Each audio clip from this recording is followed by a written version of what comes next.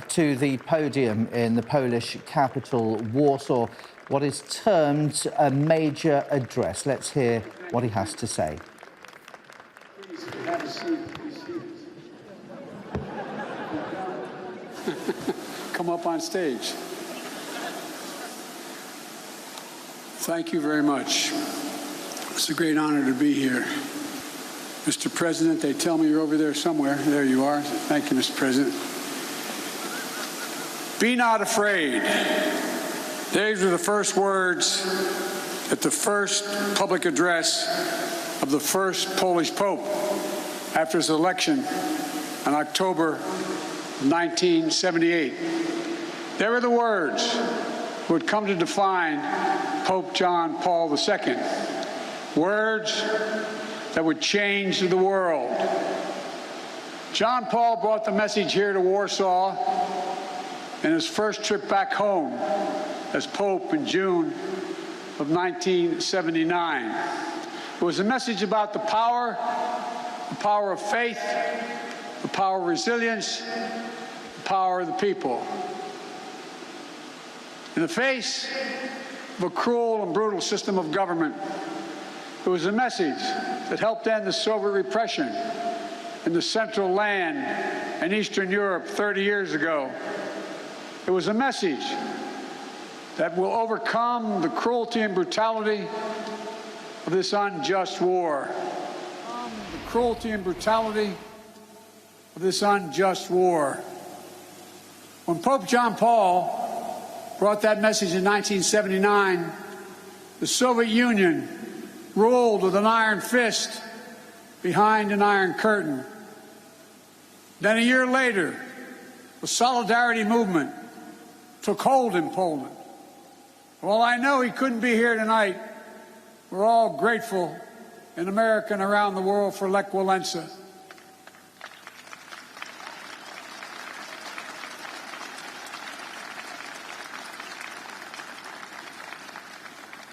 Reminds me of that phrase of philosopher Kierkegaard. Faith sees best in the dark. And they were dark moments. 10 years later, the Soviet Union collapsed, and Poland and Central and Eastern Europe would soon be free. Nothing about that battle for freedom was simple or easy. It was a long, painful slog, fought over not days and months, but years and decades. But we emerged anew in the great battle for freedom, a battle between democracy and autocracy, between liberty and repression, between a rules-based order and one governed by brute force. In this battle, we need to be clear-eyed. This battle will not be won in days or months either. We need to steel ourselves for the long fight ahead. Mr. President, Mr. Prime Minister, Mr. Mayor, members of the Parliament, distinguished guests, and the people of Poland, and I suspect some people of Ukraine that are here. We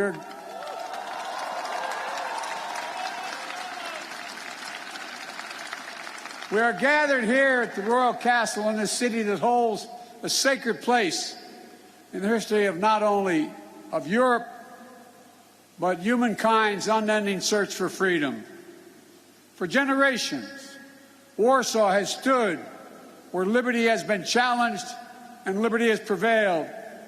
In fact, it was here in Warsaw when a young refugee who fled her home country from Czechoslovakia was under Soviet domination came back to speak and stand in solidarity with dissidents. Her name was Madeleine Coble Albright. She became one of the most ardent supporters of democracy in the world. She was a friend with whom I served, America's first woman Secretary of State. She passed away 3 days ago. She fought her whole life for essential democratic principles.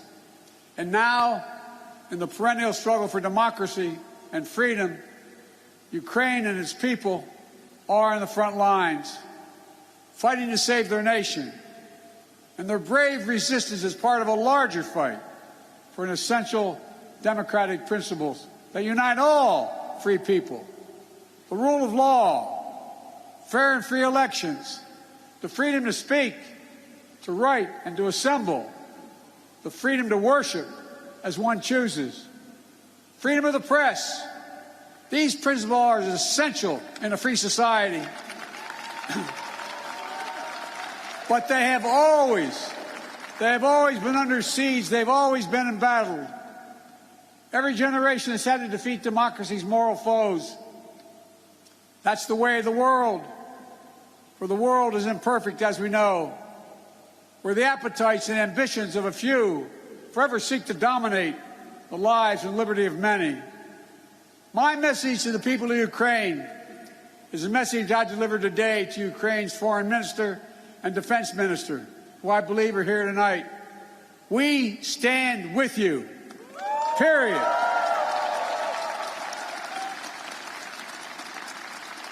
Today's fighting Kyiv and Melitopol and Kharkiv are the latest battle in a long struggle.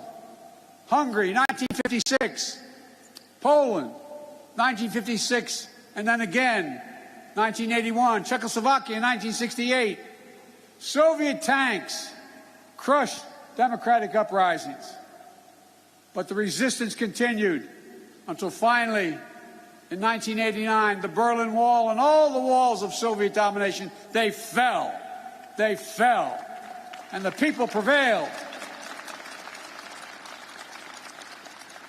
But the battle for democracy could not conclude and did not conclude with the end of the Cold War. Over the last 30 years, the forces of autocracy have revived all across the globe. Its hallmarks are familiar ones: contempt for the rule of law, contempt for democratic freedom, contempt for the truth itself. Today, Russia has strangled democracy, has sought to do so elsewhere, not only in its homeland. Under false claims of ethnic solidarity, it has invalidated neighboring nations. Putin has the gall to say he's denazifying Ukraine. It's a lie. It's just cynical. He knows that. And it's also obscene. President Zelensky was democratically elected. He's Jewish. His father's family was wiped out in the Nazi Holocaust. And Putin has the audacity, like all our autocrats before him, to believe that might will make right. In my own country, a former president named Abraham Lincoln voiced the opposing spirit to save our union in the midst of a civil war. He said, "Let us have faith that right makes might." Right makes might. Today, let us have that faith again. Let us resolve to put the strength of democracies into action to thwart the designs of autocracy. Let us remember that the test of this moment is the test of all time. The Kremlin wants to portray NATO enlargement as an imperial project aimed at destabilizing Russia. Nothing is further from the truth. NATO is a defensive alliance. It has never sought the demise of Russia. In the lead up to the current crisis, the United States and NATO worked for months to engage Russia to avert war. I met with them in person, talked to them many times on the phone. Time and again, we offered real diplomacy and concrete proposals to strengthen European security, enhance transparency, build confidence on all sides. But Putin and Russia met each of the proposals with disinterest in any negotiation, with lies and ultimatums.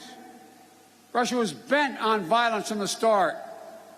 I know not all of you believed me and us when we kept saying, they are going to cross the border, they are going to attack. Repeatedly, he asserted we had no interest in war, guaranteed he would not move. Repeatedly saying he would not invade Ukraine. Repeatedly saying Russian troops along the border were there for training, all 180,000 of them. There is simply no justification or provocation for Russia's choice of war. It's an example of one of the oldest human impulses, using brute force and disinformation to satisfy a craving for absolute power and control. It's nothing less than a direct challenge to the rule-based international order established since the end of World War II. And it threatens to return to decades of war that ravaged Europe before the international rule-based order was put in place. We cannot go back to that. We cannot. The gravity of the threat is why the response of the West has been so swift and so powerful and so unified, unprecedented and overwhelming. Swift and punishing cost are the only things that are going to get Russia to change its course. Within days of its invasion, the West has moved jointly with sanctions to damage Russia's economy. Russia's central bank is now blocked from the global financial system, denying Kremlin's access to the war fund that's stashed around the globe.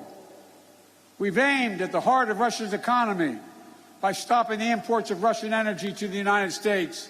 To date, the United States has sanctioned 140 Russian oligarchs and their family members, seizing their ill-begotten gains, their yachts, their luxury apartments, their mansions. We've sanctioned more than 400 Russian government officials, including key architects of this war.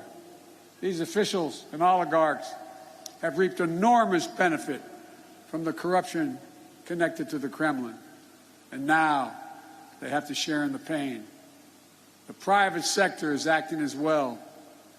Over 400 private multinational companies have pulled out of doing business in Russia, left Russia completely, from oil companies to McDonald's.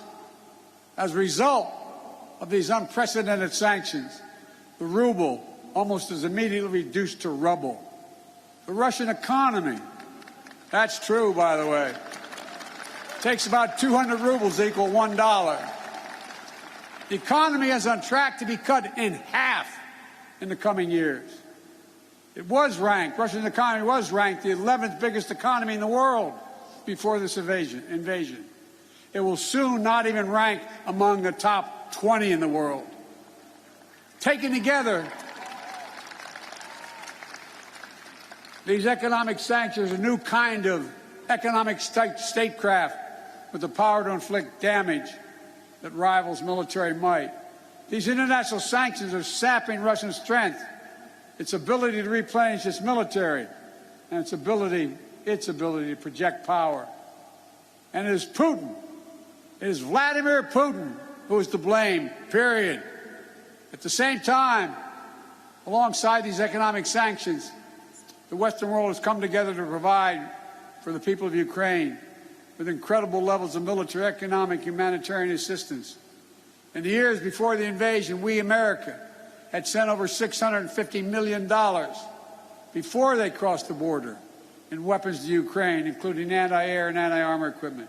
Since the invasion, America has committed another $1.35 billion in weapons and ammunition.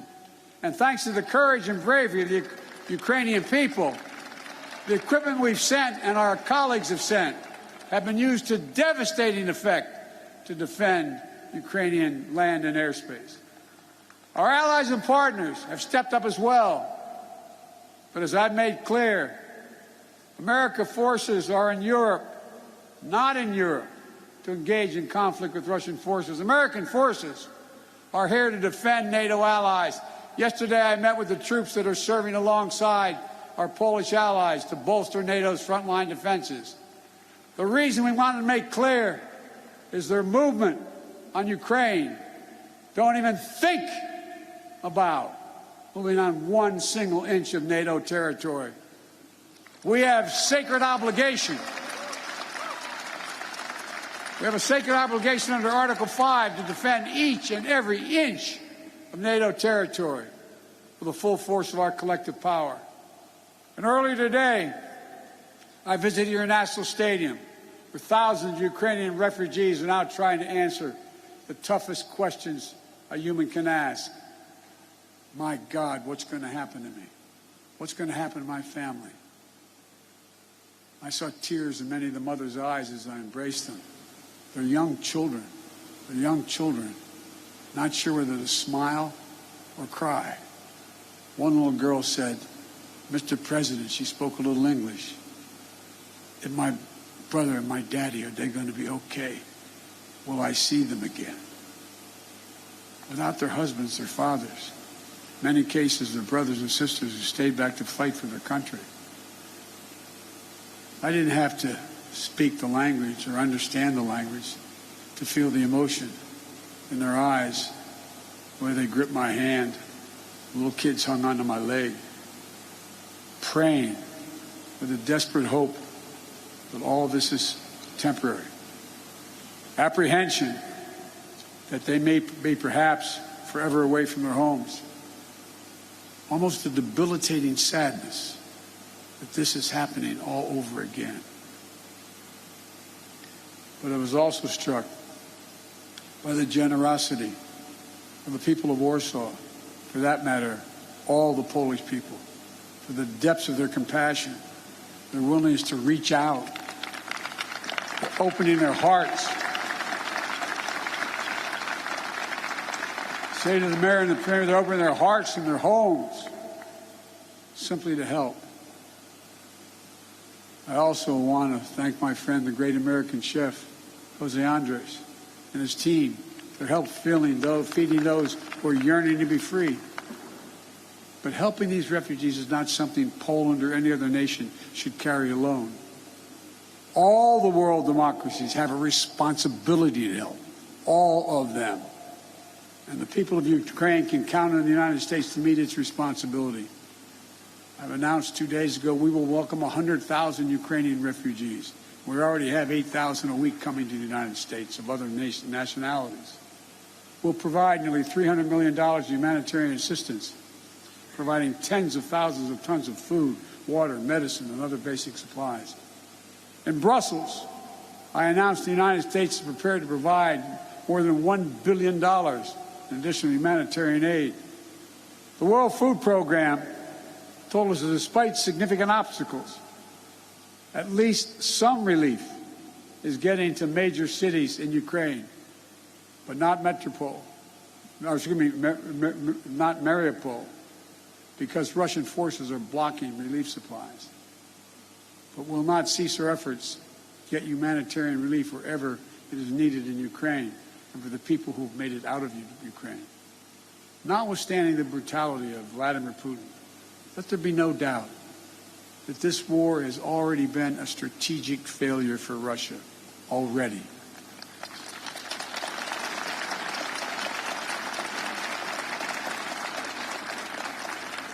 Having lost children myself, I know that's no solace to the people who've lost family. But he, Putin, thought Ukrainians would roll over and not fight. Not much of a student of history.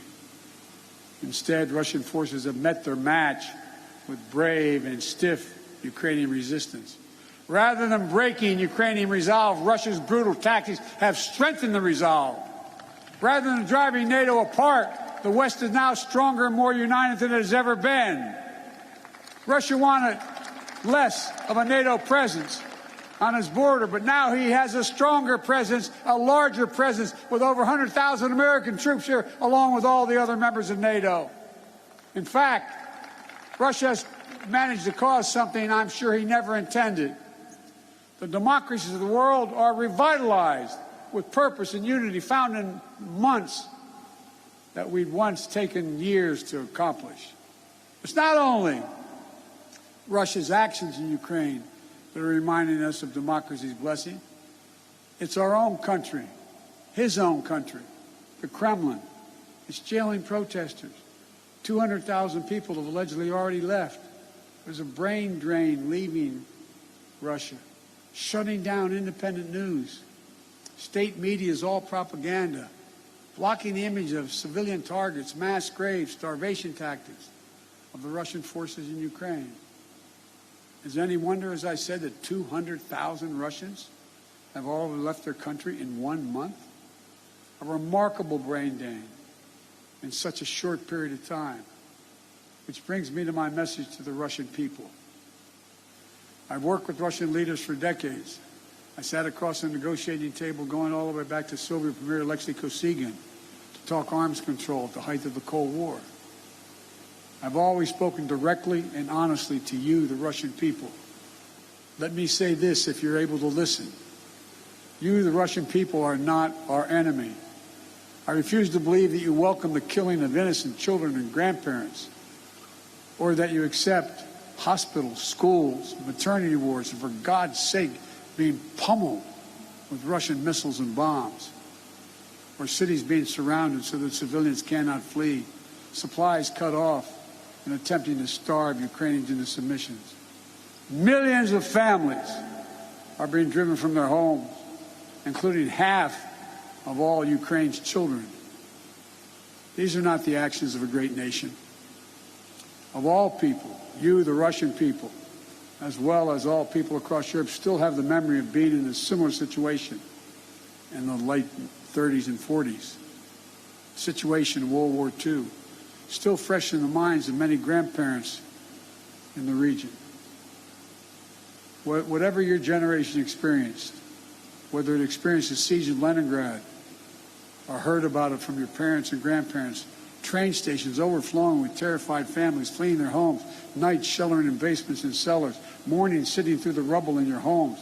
These are not memories of the past, not anymore, because it's exactly what the Russian army is doing in Ukraine right now. March 26, 2022, just days before you were a 21st century nation with hopes and dreams that people all over the world have for themselves and their family.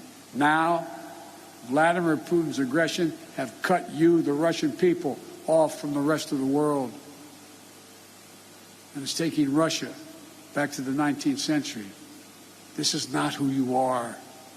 This is not the future you deserve for your families and your children. I'm telling you the truth.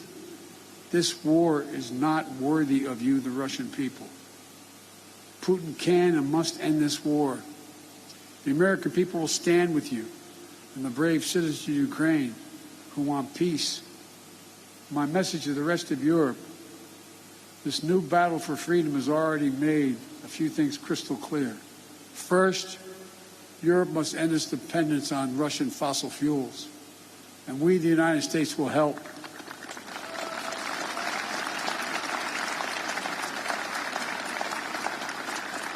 That's why just yesterday in Brussels, I announced a plan with the President of the European Commission to get Europe through the immediate energy crisis. Over the long term, as a matter of economic security and national security for the survivability of the planet, we all need to move as quickly as possible to clean, renewable energy. And we'll work together to help get that done so that the days of any nation being subject to the whims of a tyrant for its energy needs are over. They must end. They must end. And second, we have to fight the corruption coming from the Kremlin to give the Russian people a fair chance. And finally, most urgently, we maintain absolute unity. We must among the world's democracies. It's not enough to speak with rhetorical flourish of ennobling words of democracy, of freedom, equality, and liberty. All of us, including here in Poland, must do the hard work of democracy each and every day. My country as well. That's why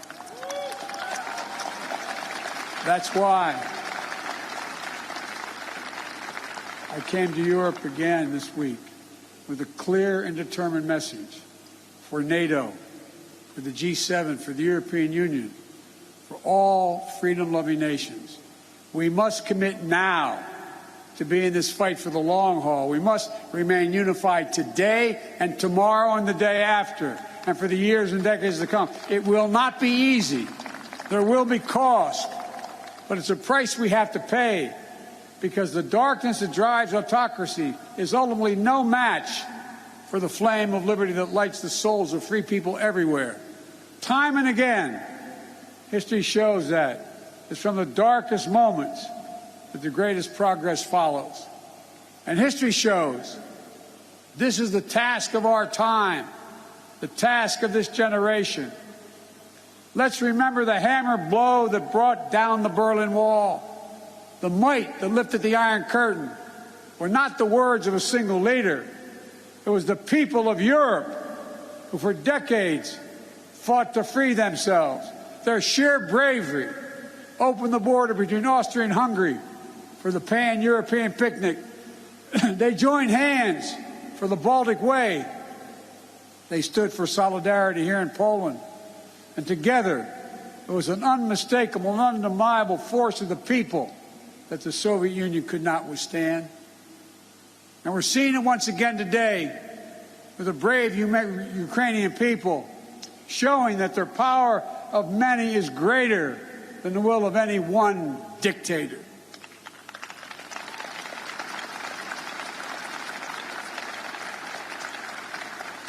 So in this hour, let the words of Pope John Paul burn as brightly today. Never, ever give up hope. Never doubt. Never tire. Never become discouraged. Be not afraid.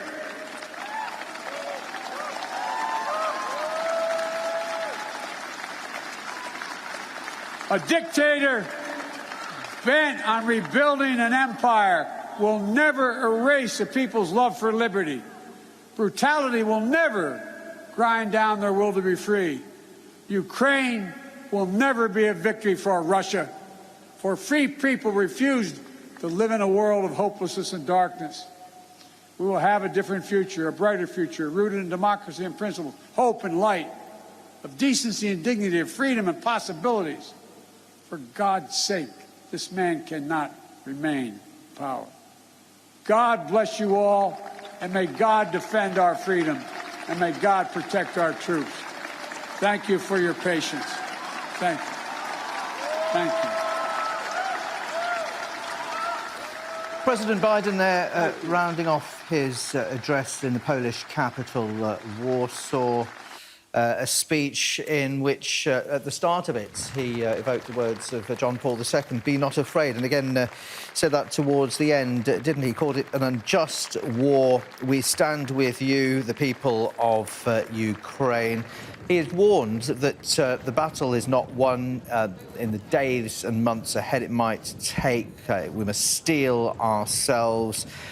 Russia's actions threaten to bring decades of war, he said. Plenty in that speech attacking Russia. The sanctions, he said, had reduced the ruble to rubble. Let's bring in our security and defence editor, Deborah Haynes, who is in Warsaw, was watching and listening to that. Deborah, good evening to you. What stood out in what President Biden had to say to you?